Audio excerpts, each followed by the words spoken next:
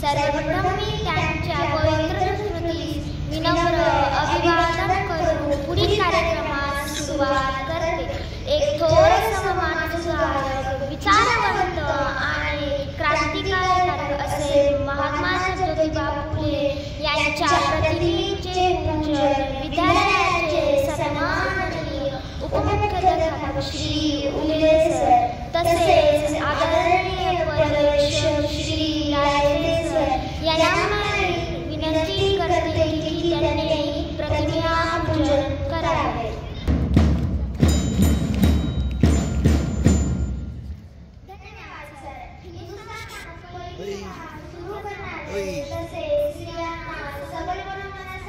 त्याच्या उद्धारासाठी सतत प्रयत्नशील असणारे असे थोर क्रांतिकारक महात्मा ज्योतिबा फुले यांच्याविषयी.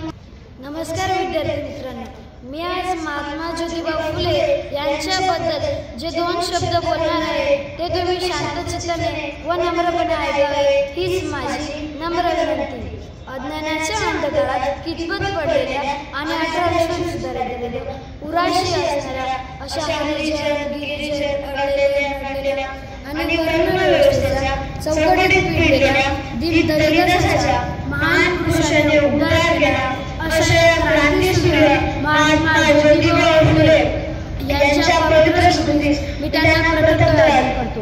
आधुनिक भारताचे शिल्पकार दीनदुबळ्यांचं त्यांच्यामुळे शिकले दीनदुबळ्यांची मुले तोच ज्ञानाचा दाता महात्मा ज्योतिबा फुले. महात्मा ज्योतिबा फुले ज्योतिबांचा जन्म 11 एप्रिल 1827 रोजी सातारा जिल्ह्यातील कडकुणे या गावी झाला. जोडे त्यांचे मूळ नाव असून त्यांचे वडील फुलांचा व्यवसाय करत होते म्हणून त्यांना फुले ओळखू लागले. 1873 साली आपला गुलामगिरी ग्रंथ अमेरिकेच्या निग्रो चळवळीला अर्पण केला. या अर्पण पत्रिकेला पाहून अमेरिकेचे राष्ट्राध्यक्ष बराक ओबामा यांनी देखील या अशा महात्म्याला सलाम केला. सामाजिक चळवळीला पाठिंबा देणारे त्या काळातले दुसरे उदाहरण सापडणार नाही. डॉक्टर बाबासाहेब आंबेडकरांनी देखील ज्योतिबांना आपले गुरु मानले होते. त्यांनी त्यांचा पहिला पुतळा पंचवटी नाशिक येथे उभारला. 1932 साली महात्मा गांधी सुद्धा बोलताना म्हणाले की महात्मा फुले देश के पहले और असली महात्मा है. अशा महात्म्याचं नाव जगत दिसून येते म्हणून म्हणावे लागते. स्त्री शिक्षणासारखे कार्य केले, दुःखी वृद्धांचे तारहार झाले. स्त्री शिक्षणासारखे कार्य केले, स्त्री दुःखी वृद्धांचे तारहार झाले म्हणूनच त्यांचे नाव जगत योजनावर झाले. जगत योजनावर झाले. 11 मे 1888 रोजी ज्योतिबांना मुंबईतील भायखळा जवळ माधवी गोरवाडा येथे आगरी मंडळीपुढे महात्मा हे पद देऊन सन्मानित केले.